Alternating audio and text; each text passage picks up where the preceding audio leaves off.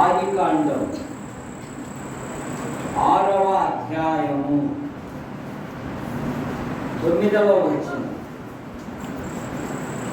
నోవాహు వంశావళి ఇదే. నోవాహు నీతిపరుడును తన తరములో నిందారహితుడై ఉండేడు. నోవాహు దేవునితో నడిచినవాడు. ప్రేమించిన మా తండ్రి, జ్ఞానాన్ని బట్టి మీకు స్తోత్రములు చెల్లిస్తున్నాం. రాకడ దినాలు, అంత్య దినాలు, అపాయకరమైన దినాలలో దేవా, ఈ వారాలలో పగటి కాలంలో జరిగిన ధ్యాన కూడికలు బట్టి విధిస్తారు. ఈ రాత్రి ఈ కూడికలు మీరు ఆశీర్వదించి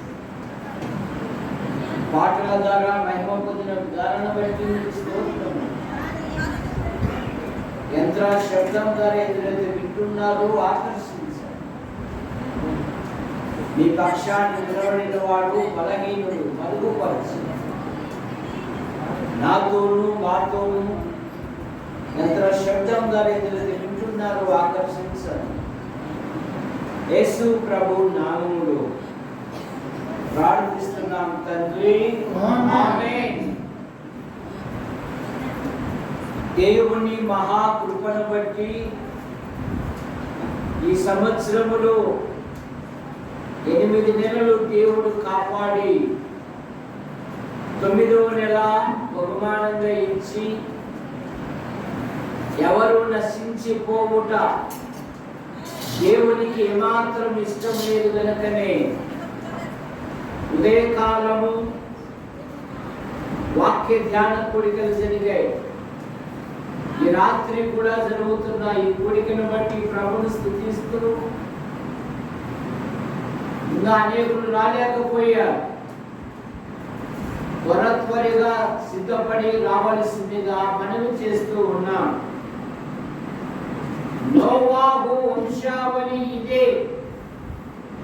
నోవాహు నీతిపరుడును, తన తరములో నిందారహితుడై ఉండెను. నోవాహు దేవునితో కూడా నడిచినవాడు. నోవాహు దినాలలో సమస్త శరీరులు తమ మార్గము చెరిపివేసుకున్నారు. భూలోకము దేవుని సన్నిధి చెడిపోయి ఉంది. బలాత్కారులున్నారు. వారు తమ జీవిత విధానమును వారు మార్చివేసుకున్నారు. 6వ అధ్యాయము 12వ వచనములో దేవుడు లోకమును చూసినప్పుడు అది చెడిపోయి ఉండేను. భూమి మీద సమస్త శరీరులు తమ మార్గమును చెరిపివేసుకొని ఉండేవి. సమస్త శరీరులు తమ మనస్సుకు వచ్చిన స్త్రీలతో వారు వివాహాలు చేసుకొని దేవుని తీర్పునకు గురై ఉన్నారు. సృష్టికర్త అయిన దేవుడు వీరిని ఎందుకు సృజించింది అని తన హృదయములో నొచ్చుకొని భూలోకమును జల ప్రళయముతో ఆయన నాశనము చేయాలి అనుకున్నారు. ఇక్కడ వరి ధాన్యం పండించే పొలాలు ఉన్నాయి. రాత్రుల పూట వెలుగుడు పూలు కనపడతాయి. పురుగులు అవి వెలుగునిస్తూ తిరుగుతూ ఉంటాయి. దేవుడు భూలోకమును చూసినప్పుడు ఒక మినుగుడు పురుగు వలె నోవాహు అనే వ్యక్తి కనపడ్డాడు. 6వ అధ్యాయము ఆదికాండం 8వ వచనం. నోవాహు యెహోవా దృష్టి యందు కృప పొందినవాడాయను. 14వ కీర్తన 1 వచనాలలో వివేకము కలిగి దేవుని వెతుకువారు కలలేమో అని ఆయన ఆకాశము నుండి చూసినప్పుడు ఒక్కరు కూడా లేరు. అట్టి దినాలలో ఒక వ్యక్తి కనపడ్డాడు. ఆయనే నోవాహు. వారి తల్లిదండ్రులు కష్టించి పని చేస్తున్నారు. సంపద ఉంది, పొలాలున్నాయి, కానీ నెమ్మది లేదు. అందుకని వాళ్ళ తల్లిదండ్రులు ఏం చేశారంటే, ఇతడు మన చేతుల కష్టము విషయములో మనకు నెమ్మది కలగజేయుననుకొని నోవాహు అని పేరు పెట్టారు. నోవాహు అనగా నెమ్మది.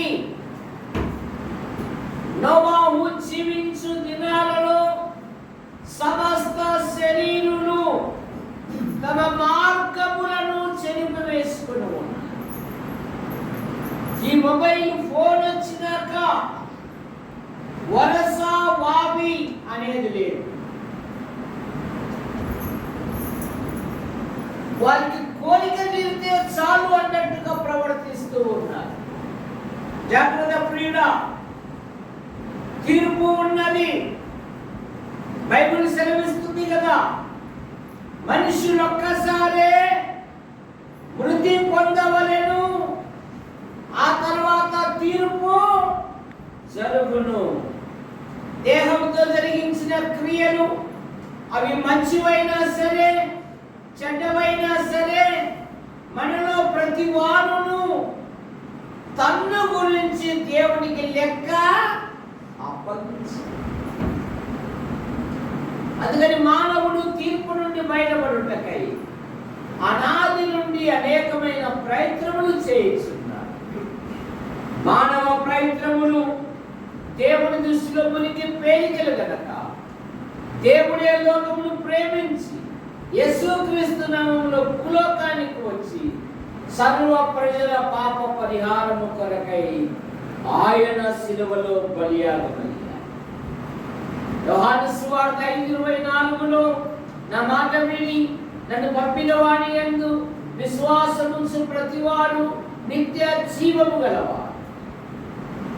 ఇప్పుడు క్రీస్తునందున్న వానికి ఏ శిక్షా విధి లేదు.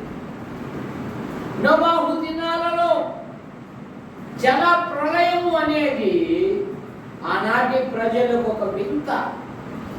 ఈనాడు దేవుని రాకడ అనేది లోకానికి ఒక వింత. ఎందుకంటే అది వరకు పొలమందలి ఏ గచ్చ పొద లేదు. అందుకని భూమిలో నుండి ఆవిరి వచ్చి చెట్లన్నిటినీ కలిపేది. కనుక నోవాహుతో దేవుడు అన్నాడు, ఈ భూలోకమును జల ప్రళయముతో నాశనం చేయబోతున్నాను. ఎన్ని మూరల ఎత్తు, ఎన్ని మూరల పొడవు, ఈ విధంగా ఓడ చేసుకొని ప్లాన్ ఇచ్చాడే కానీ డబ్బు ఇవ్వలేదు.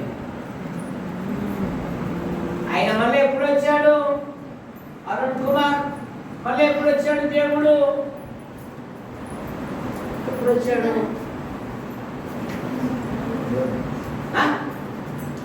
ఎప్పుడు వచ్చాడు? తాళం వేసుకుని ఎప్పుడు వచ్చాడు? ఆయన ఎప్పుడు వచ్చాడు? తాళం వేసుకొని వెళ్ళిపోయాడు. మానవుడు ఎప్పుడైనా మళ్ళా లోపలికి పిలుచుకుంటాలే అని చెప్పేసి నోవాహు తన భార్య పిల్లలతో ఒక సమావేశం పెట్టుకున్నారు. అమ్మా, దేవుడి లోకమును నాశనం చేయబోతాడంట, మనం ఒక ఓడ కట్టుకోవాలంట. నువ్వేమంటావు? ఏంటంటే వివాహమైన దినం మొదలుకొని ఏ రోజైనా నేను కాదన్నానా? అరే అబ్బాయిలు మీరన్నా, సేము ఆము యాపేది మీరేమంటారా? ఏది నాన్న? సరే మీరంటే నా రక్తము. అమ్మ కోడళ్ళు మీరు రండి. ఏది మామయ్యా? ఇంటికి వచ్చినప్పటి నుండి మేము దైవిక మార్గంలో ఉన్నాం కదా, మేము కోడళ్ళు కాదు కుమార్తెలుగా భావించుకొని ప్రేమిస్తున్నావు కదా, నీ మాటకి ఎప్పుడు కాదన్నా. ఒక రక్షణ ఓడ కట్టుకున్నాడు. నీతిని ప్రకటించిన నోవాహును మరి 7 ఆయన కాపాడెను. నోవాహు తన తరములో నిందారహితుడు అంట.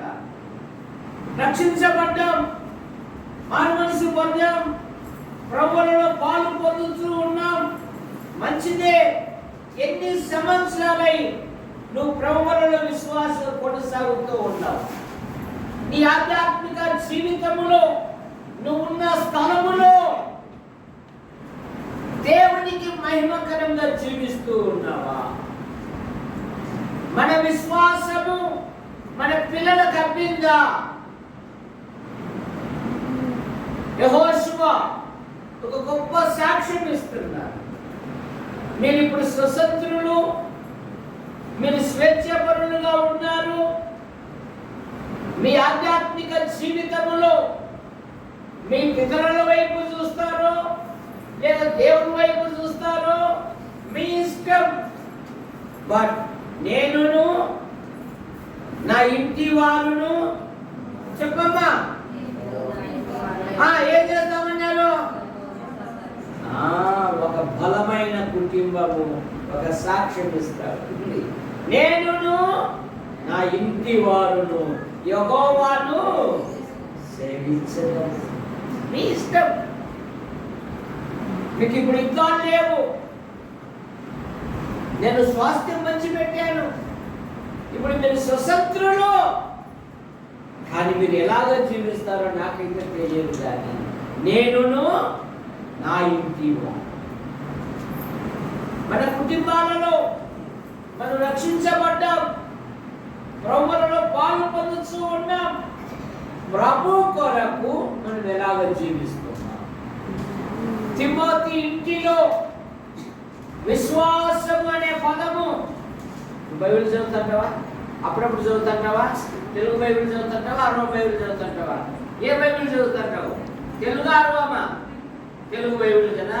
మరి తిమోతి ఇంటిలో విశ్వాసం అనే పదము ఎన్ని తరాలుగా ఉంది? తిమోతి ఇంటిలో విశ్వాసం అనే మాట ఎన్ని తరాలుగా ఉందమ్మా? మొదట అవ్వ రక్షణ పొందింది, తర్వాత అమ్మ రక్షణ పొందింది, తర్వాత అమ్మ గర్భంలో నుండి తిమోతి కూడా యవ్వనములో తిమోతి 2 సంఘాల పాతని కలిగిన సహోదరుల మధ్య మంచి పేరు పొందినవాడు. యవ్వనస్తుడు మన ఆధ్యాత్మిక జీవితంలో మన గృహాలు ప్రభు కొరకు ఎలాగ ఉన్నాయి?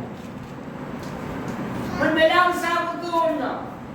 నోవాహు తన తరములో ఏమంట? నిందారహితుడు. మరి మన తరములో మన విశ్వాసము మన పిల్లలకు అబ్బుతూ ఉందా? నీ భార్యకు లేదా నీ భర్తకు లేదా నీ పిల్లలకు వాడాల క్రైస్తవ కూడిక గృహంలోనే అబ్బాయి నేను విశ్వాసముతో ఈ లోకంలో జీవించా. వాడాలలో నాకు ఒక చిన్న స్థలం ఉంది. నేను ప్రభు దగ్గరికి పోతున్నా. మన వంశంలోని పేరు అక్కడ తగ్గకూడదు. నైనా దేవుని మందిరానికి, దేవుని సన్నిధికి యేసు ప్రభు శిలువ మోస్తూ ఆనాడు యెరూషలేము కుమార్తెలు ఏడ్చుకుంటూ వస్తే ఏమన్నాడు యేసు ప్రభు? ఏమన్నాడమ్మా? నువ్వు చెప్పమ్మా. ఏమన్నాడు? నా కోసము కాదు, నీ కోసము. మరి ఎప్పుడన్నా ఏడ్చావా? వాడేనా? మా వాడేనా? అంత మా వాడి మీద అంత వాడు చేయలేదా? నువ్వేం కాదు లేదా? చేయదా అని కాదు. మన పిల్లలను ప్రభువుకి నడిపించుకో. అబ్రహాము అత్యంత ధనవంతుడు, దేవుని స్నేహితుడు. కానీ ఇస్మాయిలుని గురించి ఒక చక్కని ప్రార్థన చేస్తాడు. ప్రభువా, ఇస్మాయిలు నీ సన్నిధిలో బ్రతుగా అనుగ్రహించు. ఇస్మాయిలు నీ సన్నిధిలో బ్రతుకుటకు సహాయం దయచేయి.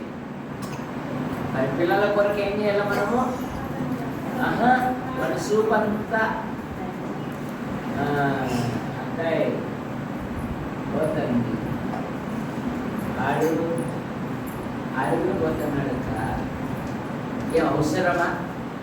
వాడాల చెత్త అంతా మనం ఎత్తేయగలమా? కానీ మన ఇంట్లో చెత్త మనము ఒకవేళ మన ఇల్లు ఊడ్చలేదనుకో, మన అభిమానులు వచ్చినారనుకో, ఏదండి ఇది గొప్ప బంధం కదా, పరకండి సిగ్గుపోతుంది, నేనన్నా ఊడుస్తా. మనం అట్లా కాదు.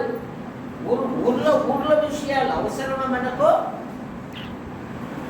నేనును దావీదు దేవుని హృదయానుసారం ఏమని ప్రార్థన చేస్తున్నాడు చూడండి. 7:29 సమూయేలు గ్రంథం, 2 సమూయేలు గ్రంథం. టైం అయిపోయింది. మా విజయ్ కుమార్ గారు వాళ్ళ చుట్టూ చూస్తున్నాడు. అక్కడ పెట్టినాడంట. 7:29 2 సమూయేలు గ్రంథం 7:29. దయచేసి నీ దాసుడైన నా కుటుంబము అమ్మ తీసినవాడు చదువు, వల్ల కట్టి చదువు. ఏమై చదవండి, చదువమ్మా. దయచేసి నీ దాసుడైన నా కుటుంబము నిత్యము నీ సన్నిధిలో ఉండునట్లు దానిని ఆశీర్వదించుము. యెహోవా నా ప్రభువా, నీవు సెలవిచ్చి ఉన్నావు. నీ ఆశీర్వాదము నుండి నా కుటుంబము నిత్యము. ఏం కోరుకుంటున్నాడు రాజైన దావీదు? ఏం కోరుకుంటున్నాడు? రాజైన దావీదుని గురించి దేవుడు ఏమని సాక్ష్యం ఇచ్చాడు? అతడు నా హృదయానుసారుడు, అతడు నా ఇష్టానుసారుడు. నా మనసులో ఏమున్నాయో దావీదు మనసులో కూడా లేవు. ఇటు సాక్ష్యం కలిగిన దావీదు ఏమంటున్నాడంటే, ప్రభువా, లోకంలో నాకు ఆస్తిపాస్తులు, నా పిల్లలు నీ సన్నిధిలో జీవించుటకు సహాయం దయచేయి. పిల్లల కొరకు ఏం చేయాలా? నువ్వు చదువుకున్నావమ్మా? చదువుకోవాలి. రూపాయికి 8 రూపాయలు, రూపాయికి 8 రూపాయలు. 2 కదా, పావులాలేంటి 4 కదా, 10 వేసాలేంటి 10 కదా, 5 వేసాలేంటి 20 కదా. ఇంకెవరు నేర్పించినాడు? సార్ నేను చదువుకోలేదు సార్, నా ప్రార్థనే రాదు సార్, నేను చదువుకోలేదు సార్. మరి రూపాయికి 200 రూపాయలు ఎట్లా తెలుసు నీకు? ప్రార్థన అంటే దేవుడితో మాట్లాడాలి. ఇద్దరు అమ్మలక్కలు మాట్లాడుతున్నారు అనుకో, ఏమంటారు? యవ్వారము అంటారు. పద్దను మొదలుపెట్టేది బాబా ఏం మాట్లాడుతున్నారు? అది ముగ్గురు ఇచ్చినప్పుడు ఇప్పుడు అన్నం కూడా పెట్టుకోకుండా ఏ పెట్టుకొని తినలేవా? ఇప్పుడే వచ్చినావే అనే ఆడు కూడా నోరు మూసుకుని కబ్బక్కడ పెట్టుకొని వాడుకుని పోతారు. వాళ్ళు తినిపోయినారు. ఇద్దరు అమ్మాయిలు కలిసి మాట్లాడితే వ్యవహారము, ఇద్దరు స్నేహితులు కలిసి మాట్లాడితే స్నేహము. ప్రార్థన అంటే దేవునితో మాట్లాడుట. ప్రార్థన అంటే దేవునితో. నత్యవుడు ఉన్నాడు, వాళ్ళ ఆయన అన్నా ఓ రూపాయినైనా అంటాడు. వాళ్ళ ఆయన రూపాయి ఇచ్చాడా 10 రూపాయలు ఇచ్చాడా? ఎట్టించాడు? 10 రూపాయలు ఇచ్చాడు. నాకు అనుకోవాలి. మాటలంటే రాదంటే మాటలంటే వచ్చాయంట. అన్నిటను మాట్లాడించి పంపించారంట. అవసరమా? లోక సామెత ఒకటి ఉంది, సంసారము గుట్టు వ్యాధి. మీ కుటుంబంలో ఏ బలహీనతలు ఉన్నాయో, ఏ అవసరతలు అయితే ఉన్నాయో ప్రార్థన చేయి. ఫిలిప్పీ పత్రిక 4:6 అదే చెప్తుంది. దేనిని గూర్చి మీరు చింతపడకూడదు కానీ ప్రతి విషయమునందు ప్రార్థన విజ్ఞాపనముల చేత కృతజ్ఞత పూర్వకముగా మీ విన్నపములు దేవునికి 19వ వచనం కాగా దేవుడు తన ఐశ్వర్యం చొప్పున క్రీస్తు యేసు మహిమలో మీ ప్రతి అవసరము మీరు అడుగు వాటి కంటే ఊహించు వాటి కంటే అత్యధికముగా ఇచ్చే దేవుడు. ప్రార్థించాలి, ప్రార్థనలో పోరాడాలి. నీ ప్రతి అక్కర తీరుస్తాను. మనం ప్రార్థించేది మానేసినాం, బైబిల్ చదువుతా మానేసినాం. ఈ మొబైల్ ఫోన్ వచ్చినాక మాటలే లేవు. ఎన్నం జోసెఫ్ గారు భార్య భర్తలకు మాటలు లేవు, పిల్లలకు తల్లిదండ్రులకు మాటలు లేవు. చిన్నప్పుడు కృష్ణుడు ముద్ద అయినప్పుడు ఒరే అన్నం ఉడికింది ప్రార్థన చేసుకుందాం రారా అనేవాళ్ళు కదా. చెప్పు, ఇప్పుడు అన్ని వసతులు వచ్చాయి, అసలైంది లేదు. ఏం లేదు? ప్రార్థన లేదు, వాక్యం లేదు. మరి ఎట్లా ఎదుగుతాం మనము? నీ కుటుంబంలో ఉదయకాల ప్రార్థన ఉండాలి, రాత్రికాల ప్రార్థన ఉండాలి. నీతిమంతుల గుడారములు రక్షణ గురించిన సునాదము వినబడు. తరము. కనుక నోవాహు తన తరములో నిందారహితుడుగా ఉన్నాడు. 22వ కీర్తన 30 వచనం. 5 నిమిషాలే కదా, ఎంతుంది అది? 8 నిమిషాలు చెప్పు. 5 నిమిషాలు. ఓకే. 22వ కీర్తన 30 వచనం. 22వ కీర్తన 30 దొరకలేదా? ఏది దొరికింది? చదువు. దొరికిందంటున్నాడు, పేపర్లు తీస్తానే ఉంటాడు. చూడు, ఋతులు చదువుతున్నాడు. చూడు, ఎన్నం జోసఫ్ గారు ఆయన ప్రసంగ కళ పూర్ణ. చదవండి చదవండి. ఒక సంతతి వారు ఆయనను సేవించెదరు. రాబోవు తరమునకు ప్రభును గూర్చి వివరించురు. ఒక సంతతి వారు ఆయనను సేవించెదరు. దేవుణ్ణి సేవించే తరం. సమూయేలు పాలు మార్పిన వెంటనే దేవుని సన్నిధికి వస్తానే చేసిన మొదటి పని ఏంటి? వాడు అక్కడనే యెహోవాకు ఎందుకు ఎవరు చెప్పారు? లోకసేవ తల్లి ఎట్లాడుతో బిడ్డ కూడా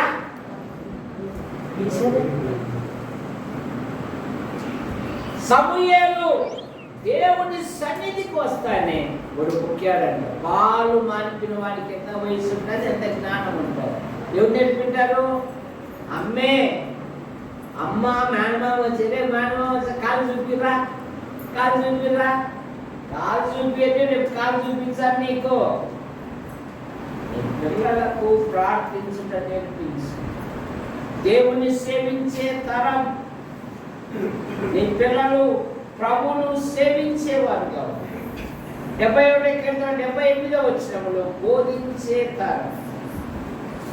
మా పితరులు మాకు తెలిపిన సంగతులు దాచకుండా మేము మా పిల్లలకు నేర్పేదాము. 71:18. 71 కీర్తన 18వ వచనం. వచ్చు తరమునకు నీ బాహుబలమును గూర్చి పుట్టబోవు వారందరికీ నీ శౌర్యమును గూర్చి నేను తెలియజేయునట్లు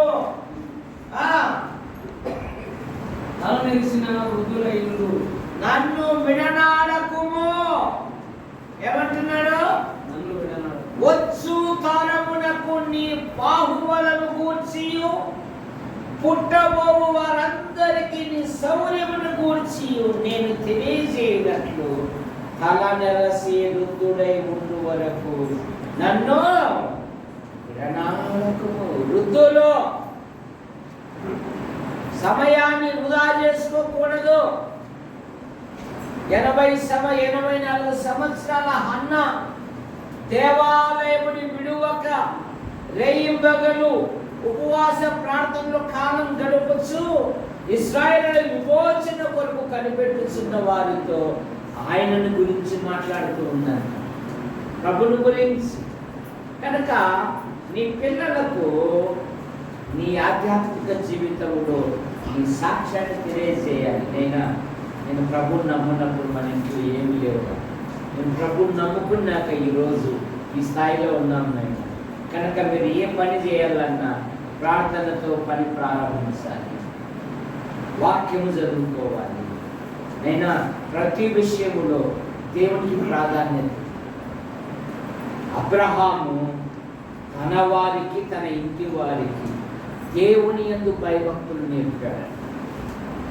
అందుకని అబ్రహాం యొక్క దాసుడు బావి దగ్గర తాను మోకరిల్లి ఏనుగులను కూడా ఏనుగుల ఒంటెలు ఏనుగులు అంటున్నావు, ఒంటెలు కూడా మోకరింపజేశారు. కనుక కన్నీటి విడిచేవారు సంతోషంతో పనులు వస్తారు. ప్రార్థన చేయాలి. ఈరోజు ఒక అద్భుతమైన దృశ్యము, ఒక యథార్థమైన సంఘటన నాకు జరిగింది. ఈడే నాటేస్తున్నారు. వచ్చినప్పటి నుండి వాళ్ళ మీద నా మనసు పడింది. ఆడ పోయి ఒక చిన్న వీడియో తీస్తామని ప్రార్థన చేసి స్వార్థ చెప్దామని పోతే ఆమె పేరు రుతమ్మ. ఆమె పేరు ప్రభుని నమ్ముకుంది. ఆమె పిల్లలు కూడా ప్రభుని నమ్ముకున్నారు. నాటేస్తా అంటే ఆమె వాక్యం చెప్తా ఒక 5 నిమిషాలు వీడియో తీసుకొని వచ్చిన. అమ్మా, నేను ఇక్కడికి వచ్చిన నుంచి నా మనసు అంతా అక్కడే పడిందమ్మా. అమ్మ, ఏం పేరు నీ పేరు అంటే రుతమ్మ అనేది. అమ్మ, బైబిల్లో పొలములు ఇట్లాగే మాట్లాడుకున్నారు. బోయాజు కూడా పొలము ఉంది, నీకు పొలం ఉంది అని ఆడ సువార్త చెప్పి ప్రార్థన చేసి వచ్చిన. ఇదిగో ఆమె ప్రార్థన కూడా వచ్చింది, రుతమ్మ అని పేరు. కనుక మనం ఎక్కడున్నా మన పిల్లలకు ప్రభుని గురించి చెప్పాలి. అయ్యగారు భీకరంగా ఉన్నాడు, ప్రార్థన చేసుకుంటాం. ప్రేమించిన మాటలు, చిన్న సందేశాన్ని జీవించి ఆశీర్వదించండి. విన్నవారిలో మార్పు తీసుకురమ్మని యేసు ప్రభు నామములో ప్రార్థిస్తున్నాం తండ్రి. ఆమేన్.